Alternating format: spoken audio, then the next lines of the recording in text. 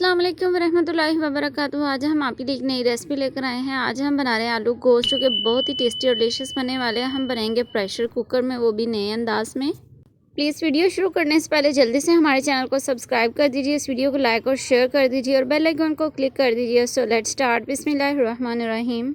ये इस रेसिपी के इंग्रेडिएंट्स हैं, इनकी डिटेल्स मैं आपको साथ साथ बताती जाऊंगी। सबसे पहले हम प्रेशर कुकर को चूल्हे पर चढ़ा देंगे और 1 किलो हम चिकन ले चुके थे, उसको अच्छे से हमने धो लिया था। धोने के बाद हम इसको प्रेशर कुकर में डाल देंगे।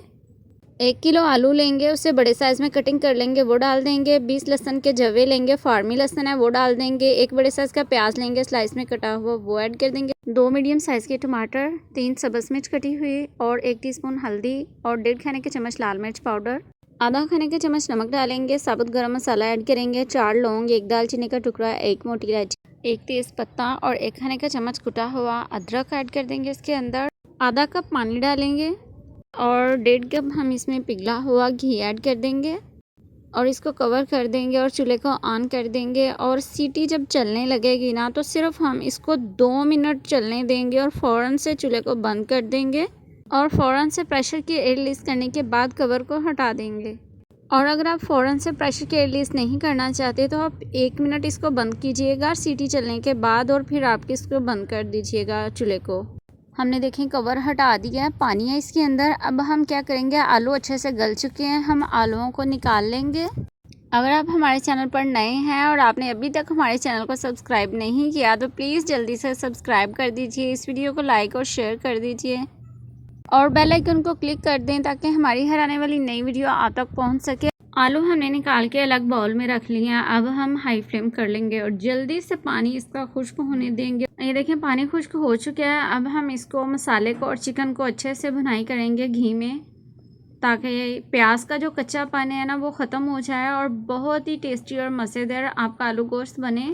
और प्याज भी आपकी तरेगी नहीं जिस तरह के आलू गोश्त बनाते हैं। अमूमन लोग जो है ना वो शिकायत करते हैं कि हमारे प्याज शोरबे के ऊपर तड़ना शुरू हो जाते हैं।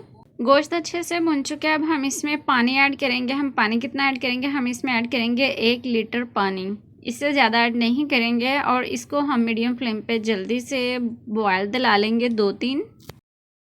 अब हम इसको कवर कर देंगे। मैंने प्रेशर बंद नहीं किया, वैसे ही मैंने ऊपर कवर रखा है नॉर्मली।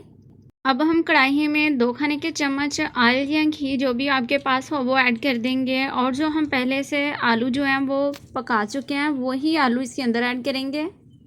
थोड़ी सी हम इसके ऊपर चिली फ्लेक्स ऐड करेंगे, लाल मिर्च कुटी हुई धड़ा वो डाल देंगे, थोड़ा सा नमक छिड़केंगे इसके ऊपर और 2-3 चुटकी हम हल्दी ऐड करेंगे इसके ऊपर और इसको अच्छे से मिक्स करेंगे, यानी 3 मिनट के लिए तकरीबन इसको फ्राई कर लेंगे मीडियम फ्लेम पे। और आलूओं को बिल्कुल जलाना नहीं है और इससे आपके आलूओं का टेस्ट बहुत ही अच्छा बनेगा। ये देखिए मैंने कवर हटाया, पानी में अच्छे से जोश आ चुका है, यानी शोरबा अच्छे से पक चुका है। अब हम इसमें फ्राई आलू ऐड कर देंगे जो कि अभी मैंने आपके सामने फ्राई किए हैं।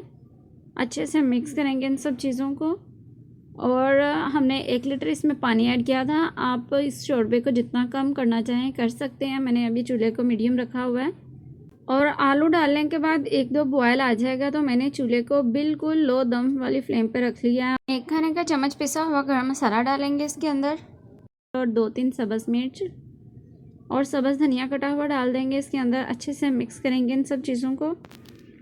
इसी स्टेज पर आप नमक चेक कर लीजिएगा, अगर आपको कम लगे तो आप मज़ीद ऐड कर सकते हैं और अगर पहले ही बहुत ज़्यादा हो जाए तो फिर मुश्किल हो जाता है निकालना, इसलिए आप लास्ट पे टेस्ट कर लिया करें। लीजिए मज़ेदार आलू गोश्त रेडी है, वो भी नए स्टाइल से। अब हम इसको जल्दी से सर्व करेंगे प्लेट में और गर्मा गर्म रोटी और नान के साथ एंजॉय करेंगे। अगर आपको हमारी ये रेसिपी ज़रा सी भी पसंद है तो प्लीज़ जल्दी से हमारे चैनल को सब्सक्राइब कर दीजिए, इस वीडियो को लाइक और शेयर करें और बेल आइकन को क्लिक करें और हमें एक प्यारा सा कमेंट कीजिए कि आपको हमारी रेसिपी कैसी लगी और हमें अपनी दुआओं में याद रखिए। अल्लाह हाफिज़।